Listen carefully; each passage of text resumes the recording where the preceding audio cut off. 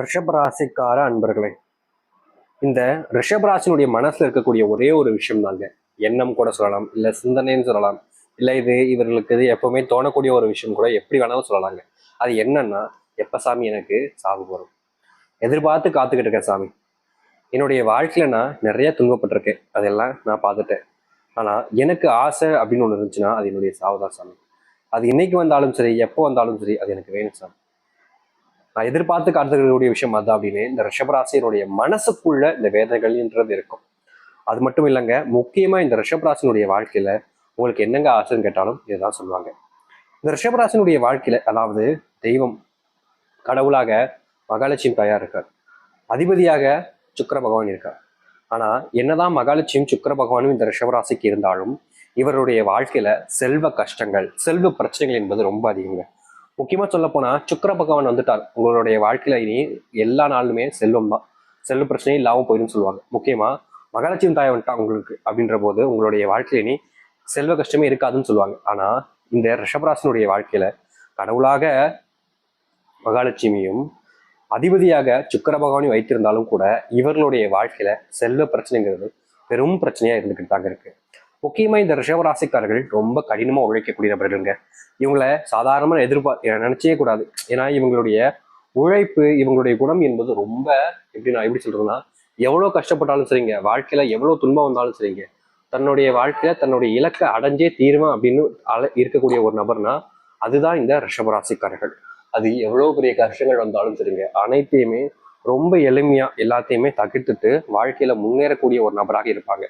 ஆனா இவர்களுடைய வாழ்க்கையில இந்த செல்வ கஷ்டம் என்பது எப்படி வருதுன்னு பாத்தீங்கன்னா, இவங்களுடைய குடும்பத்தார்கள், நண்பர்கள், நெருங்கிய உறவினர்கள்னு யாராவது ஒருத்தங்க இவங்க கிட்ட வந்து எனக்கு கொஞ்சம் அர்ஜென்டா பணம் தேவைப்படுதுப்பா, நீ கொடுக்கியா அப்படின்னு கேட்பாங்க. இவர்களும் நமக்கு தெரிஞ்சவங்க தானே, நண்பன் தானே, நம்ம சொந்தக்காரங்க தானே அப்படின்னு சொல்லிட்டு இவங்க கிட்ட இருக்கக்கூடிய செல்வங்களை அவங்க கிட்ட கொடுத்துருவாங்க.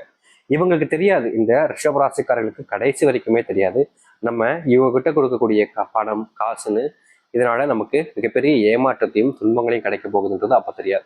இவங்க நம்பிக்கையோட, முழு நம்பிக்கையோட அவங்களுக்காக இந்த ஒரு உதவி செய்வாங்க. ஆனா இந்த ரிஷபராசினுடைய வாழ்க்கையில இவங்க யாருக்கெல்லாம் உதவி செஞ்சாலும் சரிங்க, யாருக்கெல்லாம் தேவைகளை பூர்த்தி செஞ்சாலும் சரிங்க, கடைசியில் இந்த ரிஷபராசிக்காரர்களை சொல்லக்கூடிய விதம் என்ன தெரியுமாங்க, அவன் கிடக்கான், அவனா ஒரு ஆளா, ஒரு ரூபா கேட்டா கூட ரொம்ப கஞ்சித்தனம் பண்ணுவான், அப்படிப்பட்டவன்றெல்லாம் நான் போய் பேசணுமா, இவெல்லாம் ரொம்ப திமிரு பிடிச்சி அப்படின்னு எந்தெந்த விதங்கள்ல ஒருத்தரை தரை குறைவாகவும் அதிக பிரச்சனைத்தனமாகவும் பேச முடியுமோ அந்த அளவுக்கு இந்த ரிஷபராசிக்காரர்களை பத்தி குறை நல்லா சொல்லுவாங்கங்க. யாருக்கிட்டையாச்சும் போயிட்டு கேட்டா ரிஷபராசிக்காரர் ரொம்ப நல்லவன்னு சொல்லுவாங்க கேட்டீங்கன்னா கிடையாது.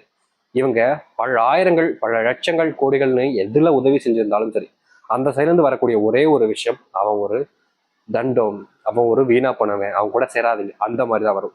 ஏன்னா இவர்கள் நல்லவர்களாக இருக்க முயற்சி செய்யறாங்க, மற்றவங்களுக்கு நல்லது செய்யணும்னு நினைக்கிறாங்க, எல்லாருக்கும் நல்லது நடக்கணும்னு நினைக்கிறாங்க. அதனாலதான் என்னமோ இவர்கள் மற்றவங்க கிட்ட ஏமாற்றப்பட்டு ஏமாந்து நிற்கிறாங்க இன்னைய நாள் வரைக்கும். சரி, இது நாள் வரைக்கும் இந்த ரிஷபராசிக்காரர்கள் வாழ்க்கையில பல இடங்கள்ல ஏமாந்தும் பல இடங்கள்ல கஷ்டப்பட்டும் மற்றவர்கள் முன்னிலையில், அதாவது மற்றவங்களுடைய வாழ்க்கையில முன்னாடி இவங்க தேவையில்லாத சில விஷயங்களை பார்த்து கஷ்டப்பட்டு மனசுல உள்ள வேதனைப்பட்டுக்கிட்டு இருந்தாலும் இனி வரக்கூடிய காலங்கள்ல இந்த ரிஷபராசினுடைய வாழ்க்கைன்றது மிகப்பெரிய அளவில் மாற்றங்களையும் முன்னேற்றங்களையும் கொடுக்க போகுது. அதுவும் எதிர்பார்க்காத அளவுக்கு நன்மைகள் தரக்கூடியதாகவும் இருக்க போகுது. சரி, இந்த ரிஷபராசிக்காரர்கள் ஆசைப்பட்ட வாழ்க்கை எப்படி அமைய போகுதுன்றதை பற்றியும் எந்த அளவுக்கு வாழ்க்கையில கொஞ்சம் முன்னேற்றங்கள் ஏற்பட போகுது என்பதை பற்றியும் தெளிவாக பார்ப்போம். அதற்கு முன்பு நம்முடைய சேனலுக்கு நீங்கள் ஒரு புதிய பார்வையில் இருப்பினும் இதுவரைக்கும் நம்ம சேனலை நீங்க சப்ஸ்கிரைப் பண்ணாமல் பார்க்குற போதும் சேனலை மறக்காம சப்ஸ்கிரைப் பண்ணிக்கோங்க. அப்பதான் நம்ம போடக்கூடிய தகவல்கள் உங்களுக்கு நோட்டிஃபிகேஷன் வந்து கொண்டிருக்கும். ரிஷபராசிக்கார அன்பர்களே, உங்களுடைய வாழ்க்கையில நீங்க சில தினங்களாக இல்லைங்க, ஒரு சில வருஷங்களாகவே ஒரு தொழில் தொடங்கலாம் அப்படின்ற ஒரு எண்ணம் மனசுக்குள்ள ஓடிக்கிட்டே தாங்க இருக்கு. ஆனா இந்த ரிஷபராசினுடைய வாழ்க்கை, தொழில் தொடங்கினா இங்க நஷ்டமாயிடுமோ, தொழில் தொடங்கி இங்க பெரிதளவுல நம்ம கஷ்டப்படுவோமோ அப்படின்ற ஒரு பயம், ஒரு விதமான விற்த்தினால இவர்களுடைய வாழ்க்கையில தொழில் தொடங்க வேணாம் அப்படின்னு இப்ப வரைக்குமே தொடங்க வேண்டிய ஒரு விஷயத்த நிப்பாட்டி வச்சுக்கிட்டே இருக்காங்க. ஆனா இந்த ரிஷபராசிக்காரர்களுக்கு ஏற்ற காலங்கள் என்பது இப்போ வந்துருச்சுங்க. அதாவது தொழில வாழ்க்கையில முன்னேறுவதற்கான வழிகளையும் தொழில் ஆரம்பிப்பதன் மூலியமா ஏற்படக்கூடிய மாற்றங்கள் என்பது ரொம்ப பெரிய அளவிலாக இருக்க போகுது. இதற்கு முன்பு நீங்க தொழில் தொடங்கும் போது எந்த ஒரு முன்னேற்றங்களும் இருந்திருக்காது. தொழில் தொடங்கியும் நஷ்டம் கூட பட்டிருப்பீங்க. ஆனா இனி வரக்கூடிய காலங்கள்ல மிகப்பெரிய அளவிலான முன்னேற்றத்தையும் மாற்றங்களையும் பார்க்கக்கூடியதாக இருக்க போகுது.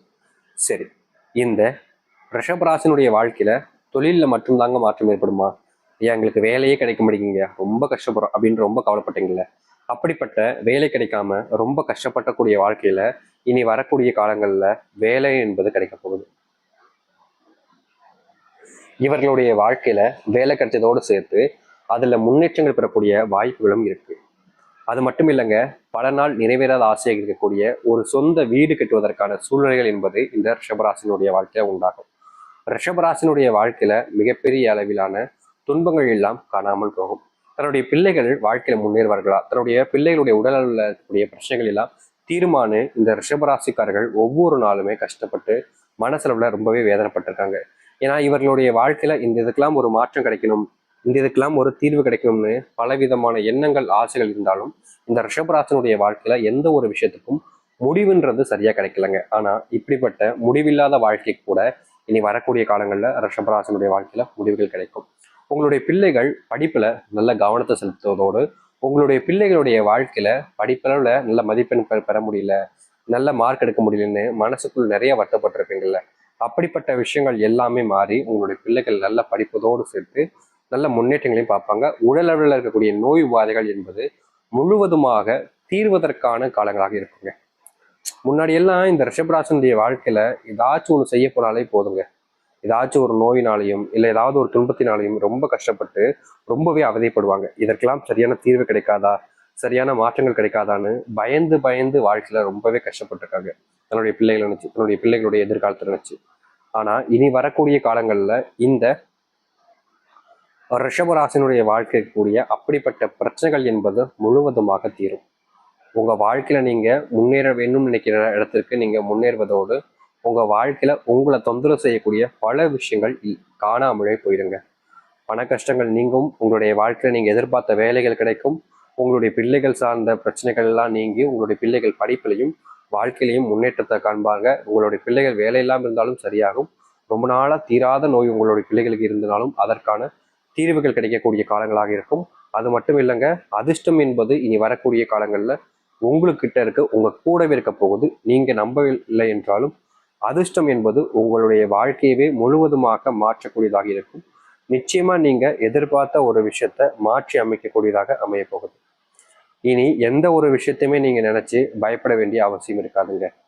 இந்த ரிஷபராசினுடைய வாழ்க்கையில மனசுக்குள்ள இருக்கக்கூடிய 1000 கவலைகள் நீங்கி வாழ்க்கையில முன்னேற்றத்தை மட்டுமே பார்த்து வாழ்க்கையில முன்னேறுவதற்கான வழிகளோடு இருக்கக்கூடிய ஒரு விஷயமாக இருக்க போகுது.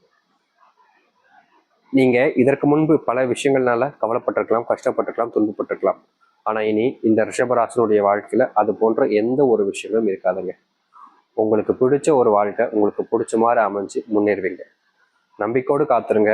இனி இந்த ரிஷபராசினுடைய வாழ்க்கையில துன்பங்கள் இல்லாத ஒரு வாழ்க்கையாக அமையும். உங்க வாழ்க்கையில உங்களுக்கு நீங்க ஆசைப்பட்டு ஒரு விஷயத்த செய்ய முடியாம இருந்தாலும் அதை செய்வதற்கான சூழ்நிலைகள் உண்டாகி அதை செஞ்சு முடிப்பதற்கான தைரியமும் தன்னம்பிக்கையும் கிடைக்கும். உங்க வாழ்க்கையில யாரெல்லாம் உங்களை ரொம்ப இழிவாகவும் மட்டுமாகவும் கேவலமாகவும் படுத்தி பேசியிருக்காங்களோ, படுத்தி பேசினதோடு உங்களை அவமானப்படுத்தியிருக்காங்களோ அவர்கள் முன்பு நீங்க யாரும் நிரூபிச்சு இந்த ரிஷபராசிக்காரர்கள் வாழ்க்கையில முன்னேறுவதோடு நன்மைகளையும் மாற்றத்தையும் பார்ப்பார்கள். அப்படிப்பட்ட ஒரு விஷயம் இனி வரக்கூடிய காலங்கள் நடக்கும். இனி எந்த ஒரு விஷயத்தையும் நினைச்சு பயப்பட வேண்டாம், கவலையும் பட தேவையில்லைங்க. ஏன்னா அப்படிப்பட்ட ஒரு வாழ்க்கை இந்த ரிஷபராசிக்காரர்களுக்கு அமைய போகுது. சரி, இனி நட்சத்திர பலன்களாக பார்க்கலாம். ரிஷபராசினுடைய வாழ்க்கையில நட்சத்திரங்கள் அப்படின்னு பார்த்தீங்கன்னா கிருத்திகை 2ஆம் பாதம் முதல் ரோகிணி மிருகசீரிஷம் 2ஆம் பாதம் முடிவு வரைக்கும் இருக்குதுங்க. சரி, இதன் மூலியமா இப்போ கிருத்திகை 2ஆம் பாதம் முடிவு வரைக்கும் ஆளுகளுக்கு ரொம்ப நாட்களாகவே மனசுக்குள்ள இருந்த ஒரு ஒரு எப்படி சொல்றதுன்னா, மனசுக்குள்ள ரொம்ப நாளா ஒரு ஆறாத காயம் இல்ல மனசுக்குள்ளேயே வச்சுக்கக்கூடிய ரொம்ப நாட்களாக தீராத ஒரு பிரச்சனை அப்படின்னு ஒன்று இருந்திருக்கும். அப்படிப்பட்ட ஒரு விஷயத்திற்கான தீர்வுகளையும் மாற்றத்தையும் காண்பார்கள் இவர்கள். அது மட்டும் இல்லைங்க, இவர்களுக்கு ஒரு நல்ல அரசாங்க உத்தியோகம் கிடைக்கவும் வாய்ப்புகள் இருக்கு. ரோகிணி நட்சத்திரக்காரர்களே, உங்களுடைய வாழ்க்கையில நீங்க உடல் அளவுல ரொம்பவே பாதிக்கப்பட்டு நோயினால படுத்த படுக்கையாவே கிடந்திருப்பீங்க. இனி வரக்கூடிய காலங்கள்ல உங்களுடைய வாழ்க்கையில உடல் சார்ந்த பிரச்சனைகளையும் நோய் போன்ற விஷயங்கள்னால நீங்க கஷ்டப்பட்ட விஷயங்கள் இருந்தும் உங்களுக்கான தீர்வுகள் என்பது கிடைக்கும். நீங்க நோயினால ரொம்பவே பாதிக்கப்பட்டு கஷ்டப்பட்டு படுத்த படுக்கையா இருந்திருப்பீங்க. அப்படிப்பட்ட ஒரு விஷயத்திற்கு தீர்வுகள் கிடைச்சு உங்களுடைய வாழ்க்கையில நீங்க மாற்றத்தையும் முன்னேற்றத்தையும் பார்க்கக்கூடியதாக அமையும். இதையடுத்து மிருகசீரிஷம் 2ஆம் பாதம் முடிவு வரைக்கும் இவர்களுடைய வாழ்க்கையில நீங்க அப்பா அம்மா அப்படின்னு ரொம்ப பாசமா அவங்க மேல உயிரியே வச்சிருந்திருப்பீங்க. ஆனா அவர்கள் உங்க மேல அன்பையும் பாசத்தையும் சரியா கவனிக்காம உங்க மேல வெறுப்பையும் கோபத்தையும் அதிகமா காமிச்சிருப்பாங்க. ஆனா இனி வரக்கூடிய காலங்கள்ல உங்களுடைய வாழ்க்கையில அதற்கேற்றது போல் உங்களுடைய வாழ்க்கையவே மாற்றி அமைக்கக்கூடிய விதத்துல இந்த ரிஷபராசிக்காரர்களுக்கு வாழ்க்கையில் மாற்றங்களும் முன்னேற்றங்களும் அமையும். இந்த ரிஷபராசிக்காரர்கள் செய்ய வேண்டிய ஒரு விஷயமாக இது இருக்குதுங்க. அதாவது இதை செய்வதும் செய்யாமல் இருப்பதும் அவருடைய விருப்பம் தான். வார வாரம் வருகின்ற வெள்ளிக்கிழமையில சரியா சொல்லணும்னா இதை நீங்க வெள்ளிக்கிழமையில மாலை நேரத்துல ஒரு 6 to 7 மணிக்குள்ள உங்களுடைய வீட்டுல வச்சோ இல்ல நீங்க பக்கத்துல இருக்கக்கூடிய கோவில வச்சு செய்யலாம். முடிஞ்ச அளவுக்கு வீட்டுல வச்சு செய்யறது ரொம்பவே நல்லது. அன்னைக்கு உங்களுடைய வீட்டுல முன்பு முத்தம் தெளிச்சு பெருக்கி வீடை சுத்தப்படுத்திக்கிட்டு நீங்க உங்களுடைய வீட்டுல மகாலட்சுமி தாயார் முன்பு ஒரு கல்லுப்பு தீபம் ஏற்றணும். அதாவது பாத்தீங்கன்னா கீழே கல்லுப்பு ஒரு சாம்பல் தட்டு எடுத்து அதில் முழுக்க கல்லுப்பு வச்சு அதற்கு மேல ஒரு அகல் விளக்கு நெய் இல்லைன்னா தீபம் ஊற்றுவதற்கான எண்ணெய் ஊற்றி ஒரு தீபத்தை நீங்க ஏற்றிடணும். இதை வாரம் வாரம் வருகின்ற வெள்ளிக்கிழமையில செய்யுங்க. தொடர்ச்சியா ஒரு 4 வெள்ளிக்கிழமை ஒரு மாதம் வெள்ளிக்கிழமையில செய்யலாம். அப்படி இல்லை உங்களுக்கு தினமும் செய்ய ஆசைப்படுறீங்கனாலும் தினமும் செய்யலாம்.